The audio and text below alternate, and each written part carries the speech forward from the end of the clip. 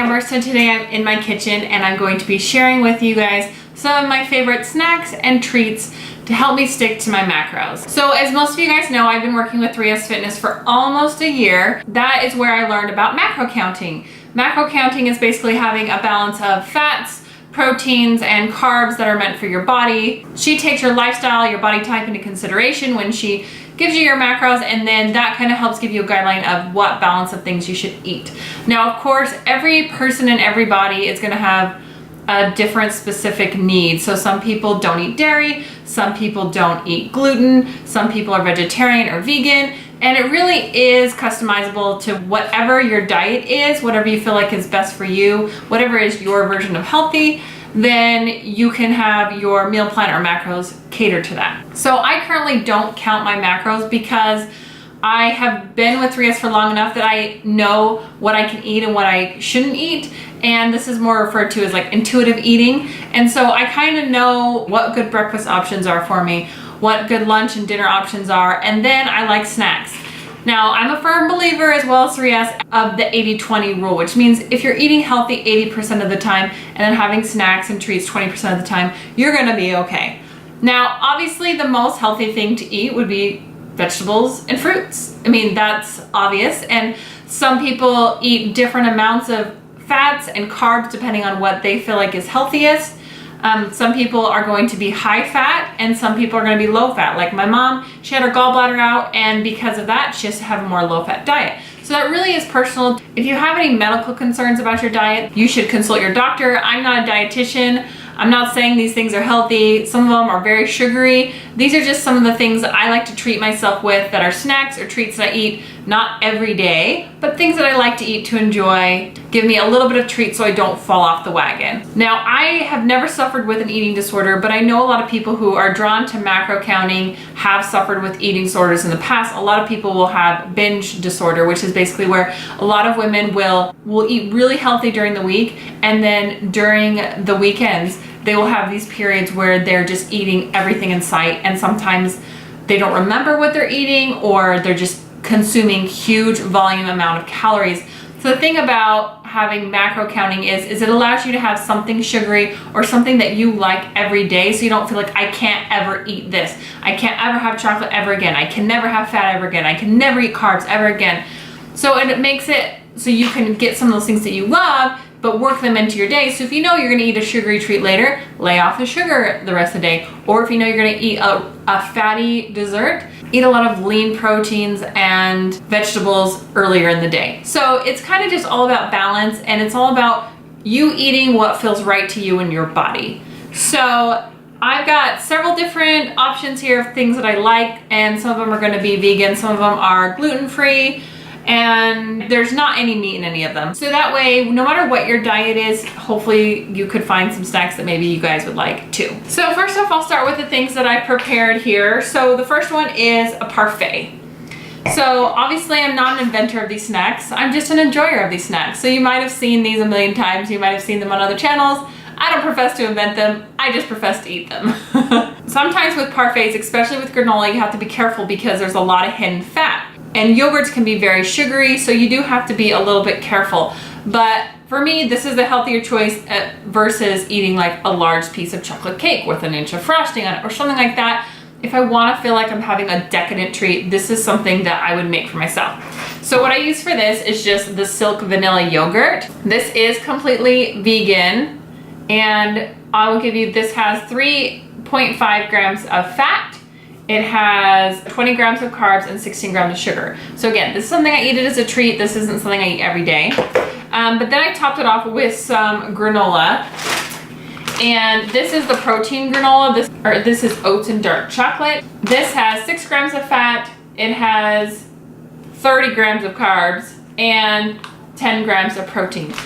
And then I just add fresh berries. So of course this is gonna be a carb heavy dessert, but in comparison, I looked at the menu at Applebee's, and did you know their chocolate cake has like 1,200 calories? So yes, is this going to be like healthy? Maybe not. Maybe it's a little carb heavy depending on your diet, but it's still for me a better choice than going to Applebee's and getting the chocolate cake. You feel me on that one? I love this because not only can I pack a lot of fresh fruit in, and also I could use half of this half of the granola and double the fruit, make it a little bit more fruit heavy if I wanted to. But I like that this granola has some protein in it, and also I like that it has a little bit of chocolate, so. The next snack that I like is really nice because it's super low fat. So if you are someone who follows anyone that's like a fitness Instagram or YouTuber, you probably hear a lot about rice cakes, and there's a reason why, because they're filling and they're low fat.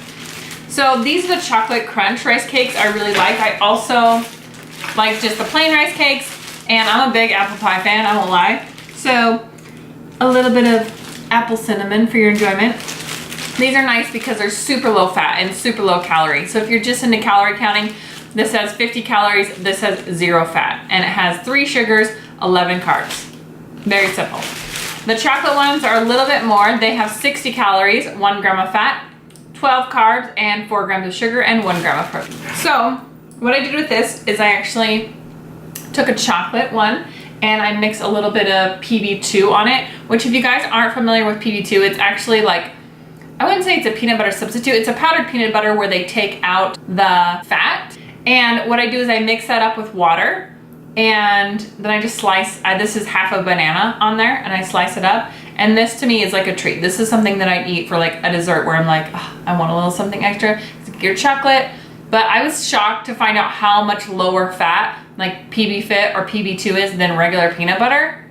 I was just like, oh my gosh, I mean, I knew that peanut butter is fattening, but I didn't really think about it. And not that fat is bad for you, because I think low fat has been a craze, like people think that they can't eat fat, and that's not the truth. You definitely need fat in your diet. It's just about choosing healthy fats and just deciding where do you want your fats to come from, that kind of thing. So,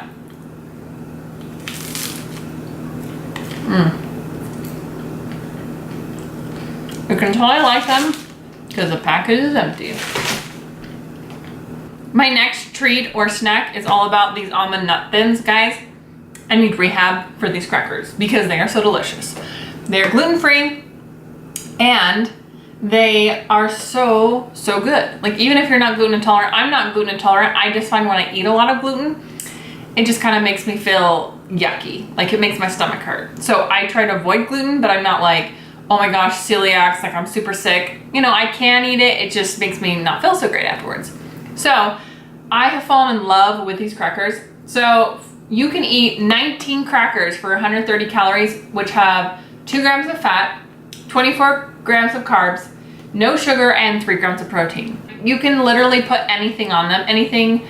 You know, you could make yourself a little Lunchable if you like meat and cheese on them. You could go veggie style and put hummus and like, you know, sauteed vegetables or corn and black beans or whatever salsa. You can put anything on these. So what I put today is I put a little bit of the Laughing Cow cheese. These only have like 35 or 40 calories in each little slice. So if you're someone who eats cheese, it's a really good choice. If you don't, swap this out for hummus. Hummus would be a great alternative. They have so many different flavors. I really like the spicy black bean hummus, would be super good with this.